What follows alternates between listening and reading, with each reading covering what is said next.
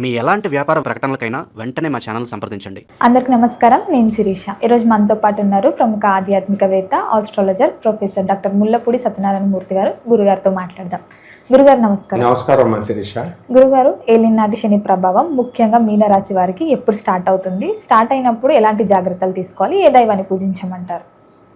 అమ్మవారిని ధ్యానిద్దాం. ఫస్ట్ ధ్యాయేత్ పద్మాసనస్థాం వికసిత వదనాం పద్మపత్రయాతాక్షీం హేమాభాం పీతవస్త్రాం కరకలదన సద్ధేమ పద్మాం పరాంగీం సర్వాలంకారయుక్తాం సకలమభయధాం భక్తనమ్రాం భవానీం శ్రీవిద్యాం శాంతమూర్తిం సకల సురనుతాం సర్వసంపత్ప్రదాత్రీం.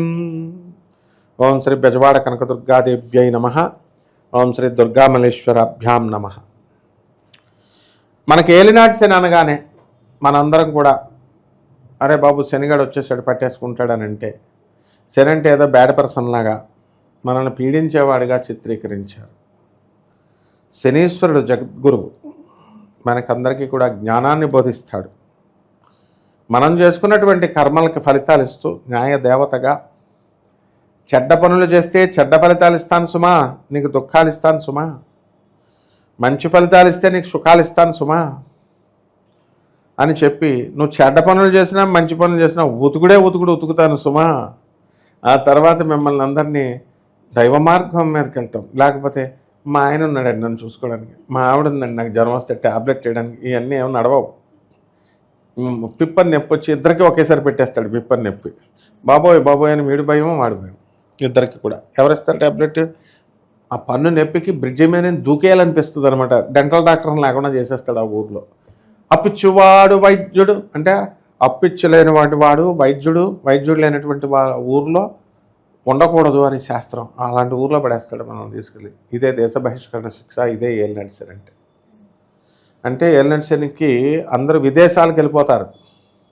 ఇప్పుడు ఈ కుంభరాశి, ఈ యొక్క మీనరాశి వారికి అందరికీ కూడా మనకి ఇప్పుడు జన్మంలో మనకి శని ఉన్నాడు. ఈ శని వక్రించి ఈ రోజున ఉన్నాడు. మనకి ఎప్పటి నుంచి ప్రారంభం అవుతుంది ఈ యొక్క ఏలినాటి శని అంటే 2049 సంవత్సరం జనవరి నెల నుంచి ప్రారంభం అవుతుంది. కాబట్టి కరెక్ట్గా 30 సంవత్సరాలు గిర్రమని తిరిగితే మళ్ళీ వచ్చేస్తుంది. ఇప్పుడు 30 సంవత్సరాలు నవయవనంలో ఉన్నటువంటి వాళ్ళంతా కూడా మళ్ళీ నెక్స్ట్ వచ్చేసరికి ముసలోళ్ళు అయిపోతారు. అంటే ఇప్పుడు దాకా మా అంత యవనంగా ఎవరు లేరు, మా అంత ఎనర్జీగా లేరని బిల్డప్ ఇచ్చేవాళ్ళంతా అప్పుడు అయ్యో అంటారు. ఇదే శనీశ్వరుడు మాయ. కాబట్టి ఎప్పటికప్పుడు గుర్తు చేస్తూ ఉంటాడు. 3వ రౌండ్ శని మహాదశ ఏలినాటి శని వస్తే పైకే పంపేస్తాడు, మళ్ళీ పుట్టడం అన్నమాట. ఈ రకంగా ఈ యొక్క మనకి మీనరాశిలోకి వచ్చినటువంటి ఈ యొక్క కుంభరాశిలో ఉన్నటువంటి శని ఏం చేస్తాడంటే ధనాన్ని బాగా ఖర్చు పెట్టి ఇచ్చేస్తాడు. అందువల్లనే బాగా సంపాదించినటువంటి వాళ్ళంతా కూడా ఏం చేయాలండి? బైర్వాల్లో దాచుకోకూడదండి. పెట్లన్నీ కూడా గోడల వెనకాల ఇన్కమ్ ట్యాక్స్ రైడింగ్లు జరుగుతున్నప్పుడు చూడండి, బ్యాంకు లాకర్లలో బంగారాలు, డబ్బులు గోడల వెనకాల ఇలా తెగ సంపాదించేస్తున్నారు. ఇన్కమ్ ట్యాక్స్ ఆఫీసర్లు కూడా అలాగే సంపాదించేస్తున్నారు. ఎవరికైనా ఒకటే రూల్, శనీశ్వరుడు ఉతుకుడు. కాబట్టి ఏం చేయాలండి? వీళ్ళందరూ కూడా మంచి ధర్మకార్యాలకి ఖర్చు పెట్టాలి. పేదవారికి, అనాథలకి, ఆ తర్వాత సాధువులకి, వికలాంగులకి ఖర్చు పెట్టాలి. అబ్బే మేము ఖర్చు పెట్టమండి, ఏదో చెప్తారులేండి మీరు, పూర్వజన్మ ఉందో లేకపోతే వచ్చే జన్మ ఉందో అంటారు, మేము ఎందుకు ఖర్చు పెట్టాలండి అని లోభత్వంతో దాచుకున్న వాళ్ళకి నెక్స్ట్ జన్మలో పిల్లలు పుట్టరు. పుణ్యం కొద్దీ పురుషుడు, దానం కొద్దీ బిడ్డలు. దానం చెప్పుడు పిల్లలు ఏంది, మాకు పుట్టట్లేదండి అని IVF సెంటర్లు అంతా తిరుగుతున్నారు. ఏం తెలివి లేదా వీళ్ళకి? గత జన్మలో కనుక వీళ్ళు దానా ధర్మాలు చేసి ఉంటే వీళ్ళకి పిల్లలు పుట్టుండేవారు. ఇప్పుడు పిల్లలు పుట్టిన వాళ్ళంతా లోబులు అనమాట. ఇప్పుడు పిసినార్లు. లాస్ట్ జన్మలో పెద్ద కోటీశ్వరులు ఖర్చు పెట్టలేదండి. కాబట్టి ఎప్పుడైనా సరే ఆ తప్పులు చేసుకోకుండా చక్కగా మనకి పేదవాళ్ళందరికీ కూడా దాన ధర్మాలు చేసుకోవాలి. శని మొదటి దశలో 3 దశలుగా వస్తాడు శనీశ్వరుడు పీడించడం. మనకి శని కుంభరాశిలో ఉండగా ఈ యొక్క ఏలినాటి శని జరుగుతుంది కాబట్టి అనవసరమైనటువంటి ఖర్చులు, పిజ్జాలు, బర్గర్లు అని చెప్పి వీళ్ళంతా కూడా తినేస్తున్నారు మొత్తం మార్కెట్లో ఉన్నాయని. మనకు 2049 నుంచి 2051 జూన్ నెల వరకు కూడా అనేక రకాలుగా ఇబ్బందులు పెడతాడు. పొలాలు మీరు కవులకిచ్చారు, అది మాదే అంటారు. ఇల్లు మీరు అద్దెకిచ్చారు, అది మాయే అంటారు. అలాగే ఎంత దారుణమైనటువంటి పరిస్థితి ఏర్పడిపోతుందంటే అమ్మా, ఒక సాఫ్ట్వేర్ ఇంజనీర్ ఈ 2024 సంవత్సరంలో జరిగిన సంగతిని చెప్తున్నాను, ఇంకా ముందు జరిగిన సంగతి చెప్తున్నా. చక్కగా పెళ్లి చేసుకున్నాడు, 2 పిల్లలు పుట్టారు. వాళ్ళ పనులు వాళ్ళు చేసుకుని వాళ్ళ పిల్లన్న వాళ్ళ పనులను చేసుకునేలాగా ట్రైనింగ్ ఇచ్చుంటే బాగుండేది.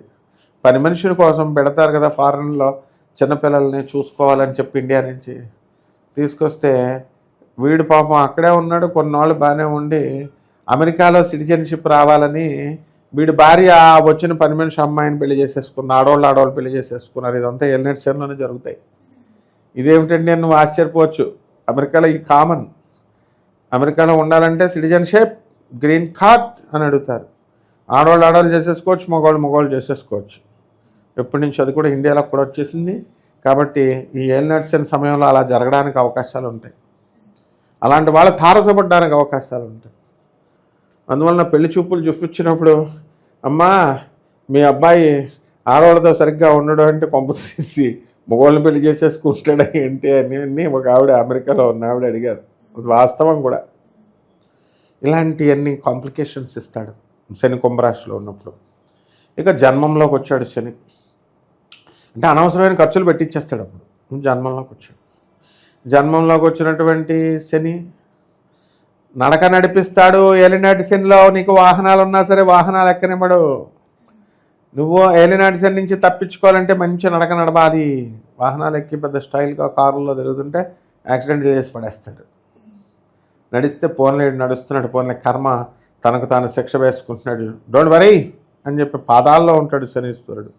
కాస్త తగ్గిస్తాడు. మొత్తం గాలి తీసేయకుండా ఏదో చిన్న పాదానికి వెనక్కి పెట్టి హెయిర్ లైన్ ఫ్రాక్చర్, మొత్తం మీద కాలు ఎరగొట్టేస్తాడు. ఏలినాటి శని సమయంలో ఎవ్వరిని వదలడం. మొత్తం ఆల్ ఏలినాటి శని పీపుల్ కాల్ బ్రేక్ డాన్స్. మొత్తం అందరూ ఇరిగిపోవాలా బ్రేక్ డాన్స్ చేసినట్టు. ప్రతి ఒక్క పర్సన్ అనుభవించాల్సిందే. ఇదే శనీశ్వరుడి యొక్క న్యాయం. ఎందువల్ల మామూలుగా చెప్తే అనరు కదా, అందుకు బెల్ట్ తీసి ఉతుకుతాడు అనమాట మాస్టర్ కాబట్టి ఆయన. కాబట్టి ఈ రకంగా దాన ధర్మాలు చేసుకొని పేదలకి, అనాథలకి, సాధువులకి, ఇలాంటి వాళ్ళకి కనుక వికలాంగులకి చేసుకున్నట్లయితే బ్రహ్మాండంగా ఉంటుంది. ఇకపోతే మళ్ళీ 2053 తర్వాత శని ఏం చేస్తాడు, మేషరాశిలోకి వచ్చేస్తాడు. మేషరాశిలోకి వచ్చినప్పుడు ఇంకా కథం యుద్ధాలు, భార్యాభర్తల యుద్ధాలు, డైవర్స్లు, ఎపరా డైవర్స్ ఇచ్చేస్తుంది. అప్పుడు ఇంకా చాలా ఈజీ అయిపోద్ది. మనుషులు అడగడానికి లేవు, ఎవరిష్టం వాళ్ళది.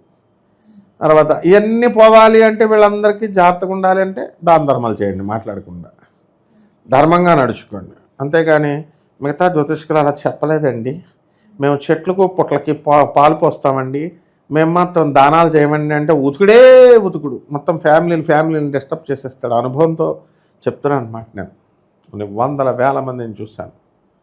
జగద్గురువైనటువంటి మా గురువు గారు మరి మధుర కృష్ణమూర్తి శాస్త్రి గారు చెప్పిన విధానాలు మీకు చెప్తున్నాను.